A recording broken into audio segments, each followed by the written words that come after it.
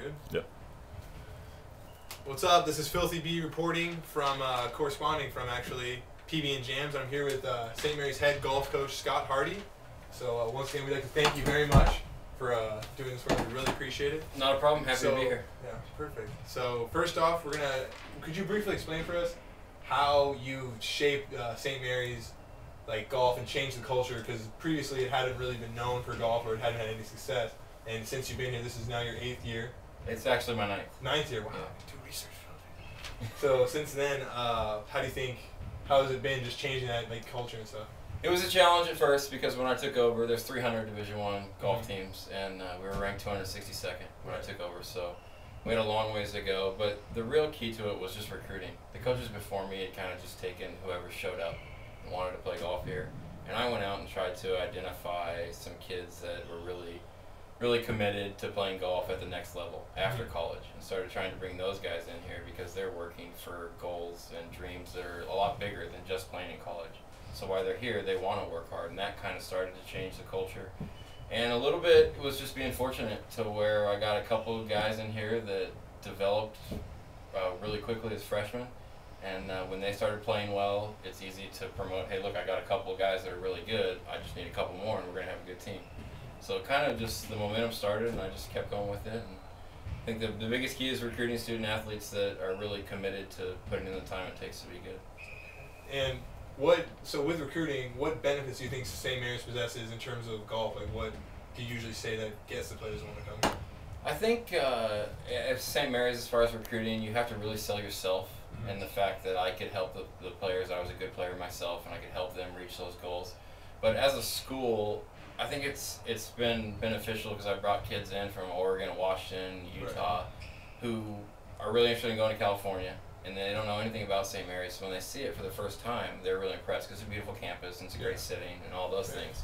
So they don't have high expectations, and then when they see it, they're like, oh, it's better than I thought it was going to be. So I've had a lot of success with that.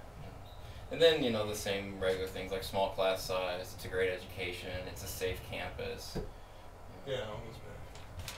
So now you guys made the NCAA tournament, is it 5 straight years now, or 4? We've had the team or the individual make it 5 years in a row. Okay, so now you're going up, are you trying to what are your plans for this year? Have you lost some key guys? Yeah, you think you can do it again? It's definitely a rebuilding year. Last year we made it to the national championships for the first time, which is the final 30 teams. Okay. But I graduated my 1, 2, and 3 players. My top 3 guys graduated. Okay. So this year I'm playing 2 returners and a bunch of freshmen. Wow. And we've definitely taken our lumps in the fall. Right. It's definitely rebuilding, but our top guy, Robert McCray, is having a great year, and he'll make it to the postseason to keep our streak going. Definitely something to look forward to. And what is your practice schedule like? Do you encourage guys to get in more work in terms of hitting the driving range, or do you think you guys really take care of it with coaches and practice that's been scheduled? That's a big thing in golf. We're restricted to 20 hours a week, and if you're only practicing 20 hours a week, you're not going to be very good. You're not going to be good enough as good as we want to be. That's one thing also when I took over, we didn't have places to practice, and it was tough. You had to drive 20, 30 minutes just to hit range balls. So one of the first things I did was set it up to where they can practice from sun up to sundown. They have a place to go every day, 365 days a year.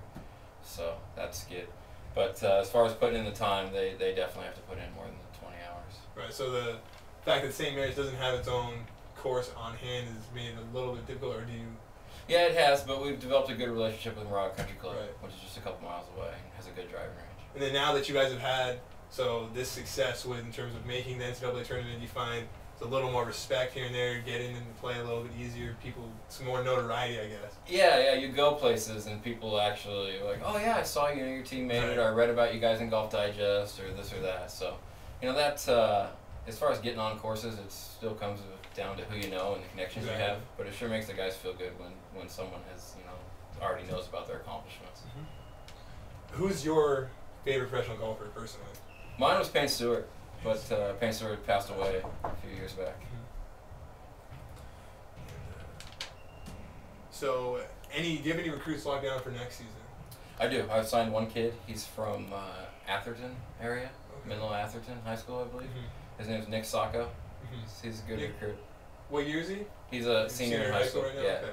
I've been focusing my recruiting more on 2010, actually, than 2009.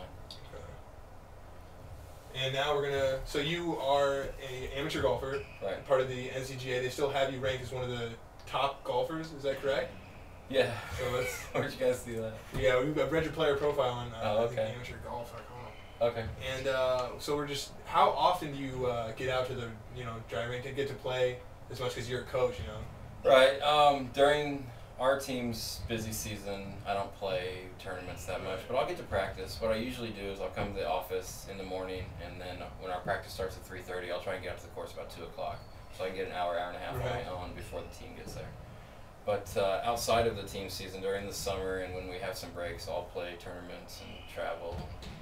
It's the highest level of amateur golf you can play without being a professional. It's pretty impressive. How did you get in? Did you want to play? Did you ever try and make it to the PGA Tour, or? I haven't. I started playing golf when I was 16. I got a job at a golf course. I'd never played, so I started playing. But I played baseball at De La Salle Okay. all through, and I came here to play baseball. Wow. And then the summer before I came here, I had a job at a golf store, and I played golf all summer. Okay. I just decided that I fell in love with it, and that's what I wanted to do. So I walked on the golf team, and ended up redshirting my first year, Wow. and then played the next 4 years. It's quite a story. You should. I mean, that's definitely it's really interesting. It's I look for recruits like that sometimes Yeah. too. Guys that come to golf late who are good athletes. A lot of other sports, basketball players or Right. baseball players and stuff. I've had success with those guys. So did you want to get into coaching just instantly when you found out, or? I wasn't sure when I graduated. I didn't know what I wanted to do. I had a job at a law firm in San Right. Francisco, and when I was the assistant coach here, so it was I was doing both part time, and that it wasn't really appealing to me. I was a billing assistant. And I was riding BART in there. It wasn't anything I wanted to do. I definitely wanted to be outside, and I like to be active. And when this opportunity became available, I decided to go for it. And it's turned into a good move. It worked out very well. And then this is probably our last question. Can you still beat your players? Yes. I give them a hard time all the time. I tell them I'm like the benchmark. If you can beat me, you're going to be really good in college. And if you can't, then you need to work harder. Do you think that that helps? Because I mean, it's different when you have a coach who's just telling you oh, you have to be like this, you have to be like that. But now you can actually kind of walk the walk a little bit. Right. I would wonder sometimes about other athletes, basketball coaches or something that can't do the things they're trying to ask the players to do. No, I definitely think that the fact that I can do the things better than they can definitely makes them listen and pay attention. All right, well, perfect, Coach. Once again, we'd like to thank you. Not a problem, very Phil. much. Good luck to this next season, and very decorated with all your accomplishments. So, All right. Keep going on. This is PB and Jams. We're done. Primetime knowledge, primetime people. Filthy B. I'm out.